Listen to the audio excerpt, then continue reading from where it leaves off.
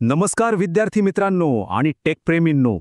आजच्या या खास मास्टर क्लासमध्ये तुमचं स्वागत आहे. आज आपण डिस्प्ले टेक्नॉलॉजी डीकोड करणार आहोत. हे तुमच्यासाठी एक अतिशय परफेक्ट स्टडी गाईड असणार आहे. चला तर मग जास्त वेळ न दवडता थेट आपल्या विषयाला सुरुवात करूया आणि रोजच्या वापरातील या तंत्रज्ञानामागचं विज्ञान एकदम सोप्या भाषेत समजून घेऊया. तर आजचा आपला अजेंडा अगदी सिंपल आहे. पहिल्यांदा हार्डवेअर आणि इतिहास, त्यानंतर शेप्स आणि स्पेक्स आणि शेवटी एक छोटीशी क्विज आणि उजळणी. चला तर मग सुरू करूया. विभाग पहिला, हार्डवेअर आणि इतिहास. सर्वात बेसिक गोष्टीपासून सुरुवात करूया. तांत्रिक भाषेत सांगायचं तर मॉनिटरला आपण व्हीडीयू म्हणजेच व्हिज्युअल डिस्प्ले युनिट असं म्हणतो. नावावरूनच त्याचं मुख्य काम काय आहे हे अगदी स्पष्ट होतं, बरोबर? पण हा मॉनिटर नक्की काम कसं करतो? एकदम सोपं आहे. आपला कॉम्प्युटर आधी डेटावर प्रोसेस करतो, तोच डेटा व्हिडिओ आउटपुट म्हणून मॉनिटरकडे पाठवतो आणि मग मॉनिटर त्या डेटाचं रूपांतर आपल्याला समजेल अशा दृश्यांमध्ये म्हणजे व्हिज्युअल इन्फॉर्मेशनमध्ये करतो. ही सगळी प्रोसेस अक्षरशः डोळ्याचं पातं लवते न लवते तोच होते. आता तुमच्या मनात प्रश्न आला असेल की मॉनिटर आणि आपला नेहमीचा टीव्ही यात काय फरक आहे?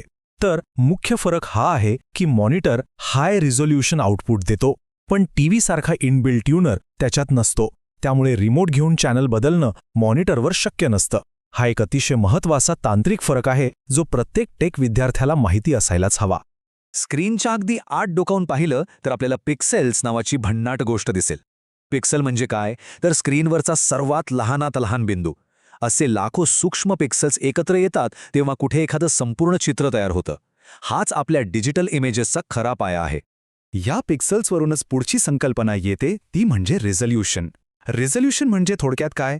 तर स्क्रीनची जास्तीत जास्त पिक्सेल्स सामावून घेण्याची क्षमता. जसं की 1024x768 पिक्सेल्स.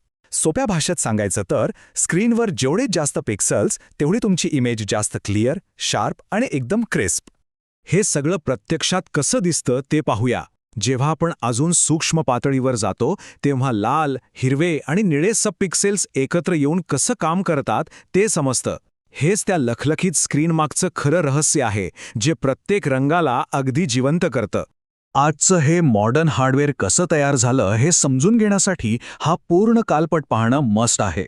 1980च्या दशकातील त्या मोठ्या आणि जड डिस्प्लेपासून ते आजच्या पेपर थिन पॅनल्सपर्यंतचा हा प्रवास थक्क करणारा आहे. विचार करा, एकेकाळी टेबलवर जागा अडवणारे मॉनिटर्स आज चक्क क्रेडिट कार्डपेक्षाही पातळ झालेत. सुरुवातीला होते ते प्रचंड जड आणि व्हॅक्यूम ट्यूबवर चालणारे CRT मॉनिटर्स. त्यानंतर तंत्रज्ञान थोडं पुढे गेलं आणि आले लिक्विड क्रिस्टलचा वापर करणारे अधिक पातळ आणि हलके LCD मॉनिटर्स. आणि मग ह्याच तंत्रज्ञानाला अधिक फास्ट बनवणारे TFT डिस्प्ले बाजारात आले. यानंतर खऱ्या अर्थाने आधुनिक तंत्रज्ञानाची सुरुवात झाली ती LEDच्या आगमनाने. यात प्रकाशासाठी लाईट एमिटिंग डायोडचा वापर सुरू झाला, ज्यामुळे स्क्रीन्स अधिक स्लिम झाल्या आणि विजेचीही मोठी बचत झाली. त्याच दरम्यान प्लाझ्मा तंत्रज्ञानही आलं, ज्याने गॅस सेल्सचा वापर करून आपल्याला जबरदस्त कलर कॉन्ट्रास्ट मिळवून दिला. आणि हाच प्रवास आपल्याला घेऊन येतो आजच्या OLED तंत्रज्ञानावर. ही तर सेल्फ एमिटिंग पिक्सेल्सची एक वेगळीच जादू आहे. इथे बॅकलाईटची गरजच उरत नाही. प्रत्येक पिक्सेल स्वतःचा प्रकाश स्वतः तयार करतो आणि जेव्हा काळा रंग दाखवायचा असतो तेव्हा तो पूर्णपणे बंद होतो. म्हणूनच तर या पातळ स्क्रीन्सवर आपल्याला एवढा परफेक्ट आणि डीप ब्लॅक कॉन्ट्रास्ट पाहायला मिळतो. विभाग दुसरा, आकार आणि वैशिष्ट्ये. तुमचा स्टडी सेटअप तयार करताना हा मुद्दा खूप महत्त्वाचा ठरतो. कर्व्ड म्हणजेच थोडा वक्र असलेला मॉनिटर डोळ्यांवरचा ताण कमी करतो आणि तुम्हाला एक मस्त इमर्सिव्ह अनुभव देतो. दुसरीकडे फ्लॅट मॉनिटर्स नेहमीच बजेट फ्रेंडली असतात आणि रोजच्या साध्या कामांसाठी एकदम परफेक्ट ठरतात. आता जे विद्यार्थी एकाच वेळी अनेक कामं करतात त्यांच्यासाठी अल्ट्रावाईड मॉनिटर म्हणजे अगदी गेम चेंजर आहे. म्हणजे एका बाजूला तुमचं रिसर्च मटेरियल ओपन आहे आणि दुसऱ्या बाजूला तुम्ही तुमचा निबंध किंवा असाइनमेंट टाईप करताय. हे मल्टीटास्किंग अल्ट्रावाईड मॉनिटरवर किती सोपं होतं याची तुम्ही कल्पना करू शकता. आता ई-स्पोर्ट्स आणि गेमिंगच्या चाहत्यांसाठी सगळ्यात महत्त्वाचा मुद्दा, हाय रिफ्रेश रेट आणि HDR टेक्नॉलॉजी.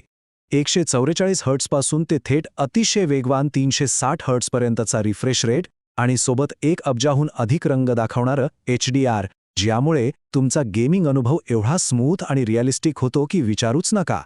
दुसरीकडे डिझाईन आणि डिजिटल आर्ट शिकणाऱ्या विद्यार्थ्यांसाठी अल्ट्रा HD रेझोल्यूशन आणि टचस्क्रीन खूपच फायदेशीर ठरतं. मल्टीटच सपोर्टमुळे तुम्ही स्क्रीनवर थेट डिजिटल ड्रॉइंग करू शकता, ज्यामुळे तुमचा प्रोजेक्ट अधिक इंटरॅक्टिव्ह आणि सोपा होतो. अल्ट्रा HD रेझोल्यूशनची खरी ताकद समजायची असेल तर फक्त हा आकडा बघा, 3,30,00,000. होय, एका सिंगल 8K डिस्प्लेमध्ये तब्बल 3,30,00,000 स्वतंत्र पिक्सेल्स एकाच वेळी काम करत असतात. ही अचूकता आणि क्लॅरिटी खरोखरच डोळे दिपून टाकणारी आहे. विभाग 3, क्विज आणि उजळणी. चला तर मग आता वेळ आहे एका क्विक पॉप क्विजची. हा तुमचा पहिला प्रश्न जो एकदम बेसिक आहे. व्हीडीयूचं फुल फॉर्म काय आहे? आठवलं? अगदी बरोबर, व्हिज्युअल डिस्प्ले युनिट. आता प्रश्न दुसरा. मगाशी आपण हार्डवेअर कम्पेअर केलं होतं, त्यावरच हा प्रश्न आहे. इनबिल्ट ट्यूनरशिवाय तुम्ही कम्प्युटर मॉनिटरवर थेट टीव्ही चॅनल्स बदलू शकता का? याचं उत्तर तुम्हाला नक्कीच माहिती असेल. नाही, त्यासाठी तुम्हाला ट्यूनर लागतोच. आणि आपला तिसरा प्रश्न, स्क्रीनवरचा सर्वात लहानात लहान बिंदू किंवा युनिट कोणता? अगदी परफेक्ट, त्याला आपण पिक्सल असं म्हणतो. ही स्लाइड म्हणजे तुमच्यासाठी एक अल्टिमेट चीट शीटच आहे. पिक्सेल्सचं बेसिक, टीव्ही आणि मॉनिटरमधला फरक, CRT कडून थेट सेल्फ एमिटिंग OLED पर्यंतचा प्रवास आणि आजचं पॉवरफुल 8K रेझोल्यूशन, हे सर्व महत्त्वाचे मुद्दे या एकाच जागी तुम्हाला अभ्यासासाठी मिळतील. जसजसं हार्डवेअर आकाराने लहान होत आहे आणि पिक्सेल्स आपल्याला उघड्या डोळ्यांनी दिसणारेही नाहीत इतके सूक्ष्म होत आहेत, तसतसा एक विचार नक्कीच डोक्यात येतो. भविष्यात जेव्हा आपल्याला अशा एखाद्या भौतिक स्क्रीनची किंवा पॅनेलची गरजच उरणार नाही, तेव्हा डिस्प्ले टेक्नॉलॉजीची पुढची पायरी नेमकी काय असेल, याच विचार करायला लावणाऱ्या प्रश्नासोबत आजचा हा मास्टर क्लास आपण इथेच थांबूया. नवीन तंत्रज्ञान एक्सप्लोर करत रहा आणि शिकत रहा.